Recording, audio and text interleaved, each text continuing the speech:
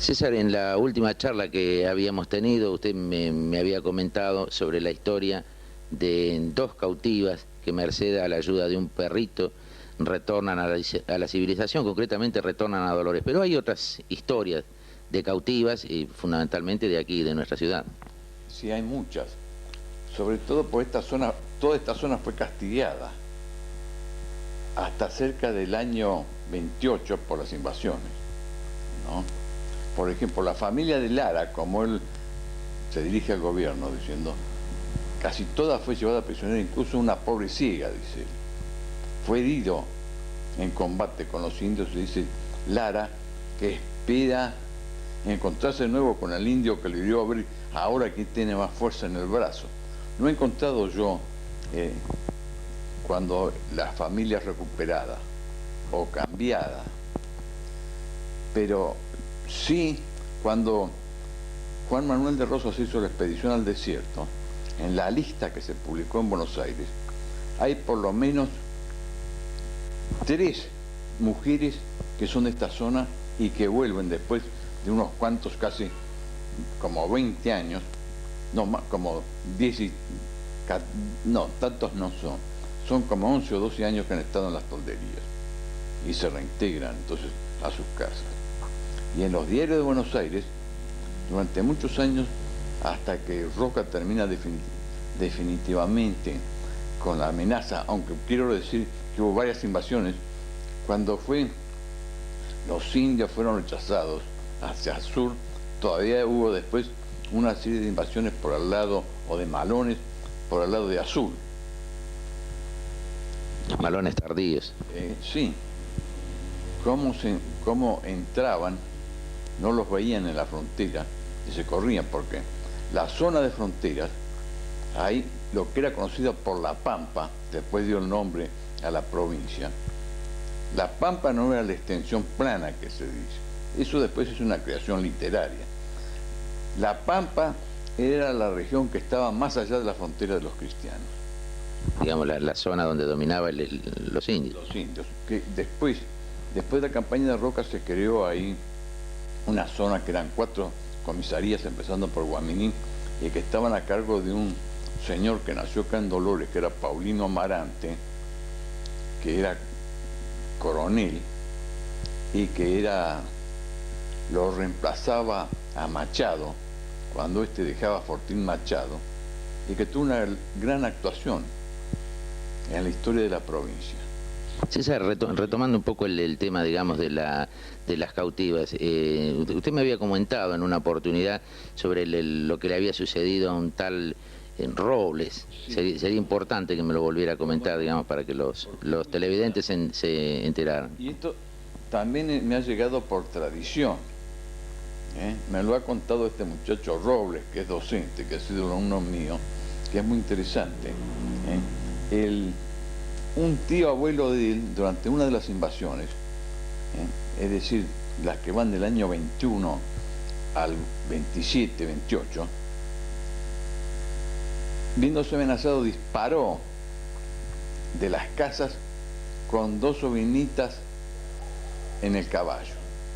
Ahora, cuando los indios llevaban muy cerca, era bastante, iba recargado el caballo, al pasar cerca de un monte, habiendo quedado al resguardo de la mirada de los indios, dejó a una de las chiquitas ahí en un claro y siguió corriendo, pero lo alcanzaron, lo lancearon y se llevaron a la chiquita.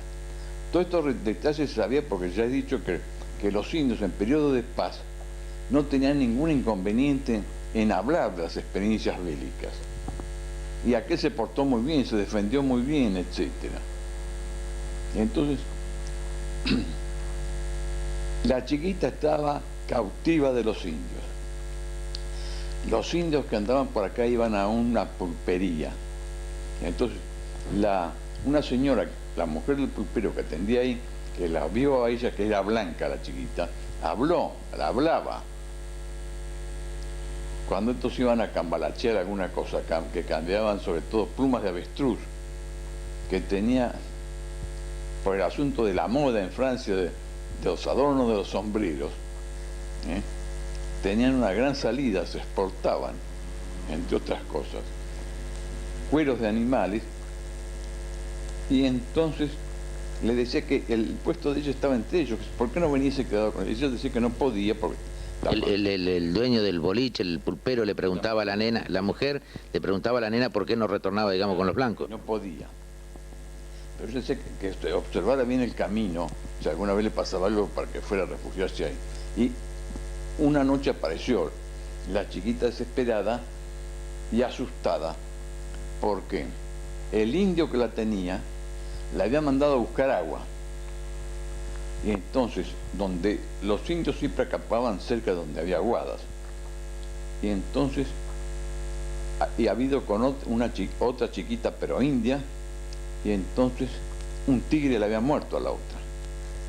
Y como al otro día, a pesar de eso, la mandaba de nuevo, a pesar de que ella le decía que no, tenía miedo que apareció el tigre, bueno, igual vas, le dijo. Entonces la chiquita se escapó y se refugió ahí.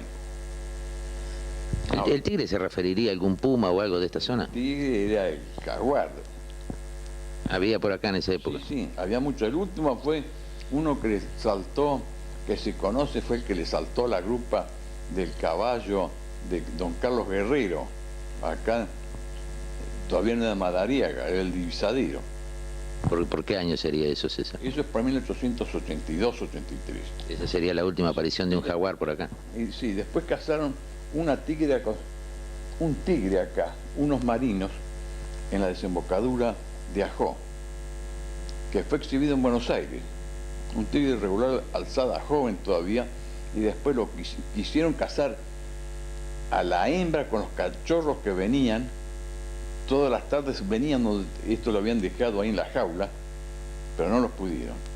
César, retomando el tema de la chica esta, entonces retorna a la civilización. Sí. Y la otra cuando seguían la rastrillada de la vuelta de los indios, que era la que hacían la rastrillada de las lanzas, que las llevaban agarradas con una correa al puño, la dejaban a la muñeca, la dejaban arrastrar. La otra había sido encontrada, la descubierta, como decían de los cristianos, la encontró en el montecito este. Y cuando la quisieron llevar, un grupo de perros que había ahí, la protegía, no dejaba que se acercara. Tuvieron que matar a algunos y golpear a los demás para llevarse la chiquita, que después estaba por Chascomús, y supongo que después se habrán reunido las dos hermanas. Una última pregunta, César, sobre este tema. ¿Cómo eran recibidas las cautivas después, digamos, en su medio? Eran recibidas humanamente. ¿No eran tenidas a menos? No. La gente era humana, no era culpa de ellas. Me han referido a un caso muy interesante al respecto. Un señor casado, de acá de esta zona, en unos malones rapta a la mujer. Es recuperada al tiempo. Pero la mujer viene con un chico en su seno. Y el marido lo aceptó perfectamente como hijo de él y nadie nunca dijo nada. Entonces había una buena predisposición en la gente para aquel que había sido o aquel que había sufrido la desgracia, en este caso las mujeres, de ser cautivas. Bien, César, se nos ha ido el tiempo hoy por esta charla, le doy las gracias y en la próxima me interesaría conversar con usted, sobre los indios que andaban en esta zona. ¿Cómo no? Gracias, César. Bien, esta ha sido nuestra charla por hoy con el profesor César Vigrela Madrid. Seguimos con otras notas de interés general. Adelante, por favor.